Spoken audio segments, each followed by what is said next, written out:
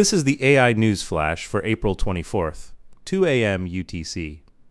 But first up, Senator Elizabeth Warren, ranking member of the Senate Banking Committee, formally warned that an AI debt-driven bubble threatens economic and financial stability, drawing structural parallels to the 2008 crisis.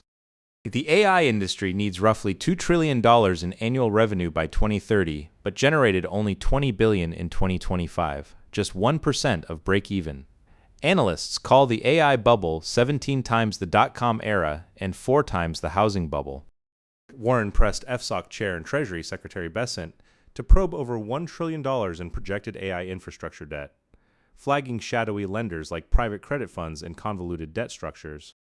Against the backdrop of hyperscaler capex exceeding $650 billion, sustainability of AI infrastructure debt has entered a new phase of political scrutiny. Next, Oracle's long-term debt has surged to roughly $124.7 billion by the end of Q3, with plans to raise an additional $50 billion via equity and debt for cloud infrastructure expansion, the Wall Street Journal reports. Credit default swap costs have hit record highs. The stock is down 25% year-to-date, the worst performance among tech megacaps, signaling Wall Street's credit tolerance approaching its limit. Demand signals remain strong. Cloud infrastructure revenue grew 84% year-over-year. Remaining performance obligations, or RPO, surged to $553 billion, up 325% year-over-year. Combined with March reports of thousands of layoffs, the tightrope between AI infrastructure investment expansion and financial health is sharpening. Third, Canon cut its full-year operating income guidance by 5% to 456 billion yen, sending Tokyo shares down as much as 8%, the steepest one-day drop in a year. The driver is AI data center demand pushing semiconductor memory prices higher than anticipated, adding a memory premium of 50 billion yen, about $313 million, to annual costs. Middle East conflict impact beyond May has not yet been incorporated, signaling additional cost pressure across the broader electronics sector. This marks a concrete case where AI semiconductor demand directly squeezes earnings of traditional electronics makers outside hyperscalers, exposing a structural spillover effect. Fourth, U.S. Army Special Forces Master Sergeant Gannon Ken Van Dyke has been charged by the Justice Department for making $409,881 on Polymarket using classified information.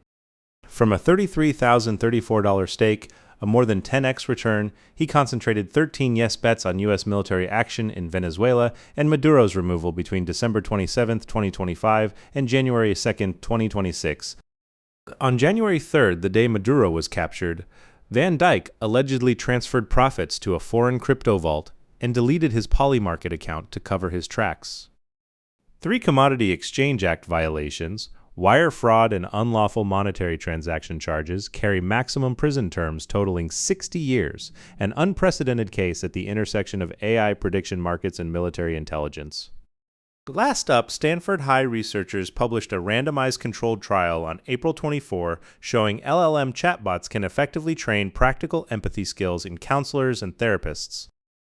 In the 90-person care system trial led by Dee Yang and first author Ryan Louie, practice chatbots alone proved insufficient, while AI mentor feedback produced measurable gains in empathy and client-centered skills. The mentor AI was trained on Stanford School of Medicine supervisor annotated transcripts, guiding 25 scenarios via constraint rule sets currently being piloted at community mental health centers and in India. Louie's point that out-of-the-box LLMs cannot enable skill-specific learning validates the importance of enterprise AI fine-tuning, now demonstrated in clinical domains.